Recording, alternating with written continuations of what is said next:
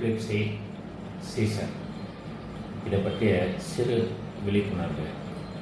நம்ம எபிலிப்சி டே 17th November நம்ம இதை செலிப்ரேட் பண்ணுறோம். செலிப்ரேட் பண்ணுறோன்னா அந்த சீசர் இல்லாமல் கண்ட்ரி உருவாக்கி இல்லாத ஒரு நாட்டை உருவாக்குறதுனால அதை செலிப்ரேட் பண்ணுறது தான். அதை 17th நவம்பர் அதை செலிப்ரேட் பண்ணலாங்கிறது ஒரு எண்ணம். அதுக்கு இந்த ஃபார்மாவெல்லாம் நிறையா கான்ட்ரிபியூட் பண்ணிகிட்டு இருக்காங்க. எப்படி மெடிசனை ப்ரொமோட் பண்ணி எல்லா மக்களுக்கும் ஈஸியாக கிடைக்கிற மாதிரி அதை கிடைச்சி அதை ரெகுலராக அவங்க ட்ரீட்மெண்ட்டை எடுத்து ட்ரீட்மெண்ட்டில் நார்மலாக இருக்கிற மாதிரி பண்ணுறதுக்காக தான் இந்த ஃபார்மெல்லாம் இருக்குது. அதுக்கு டாக்டரினுடைய சப்போர்ட்டு இருக்குது. இது மோஸ்ட்லி பேஷண்ட் ப்ராப்பராக எடுத்துக்கணுங்க இருக்கான்.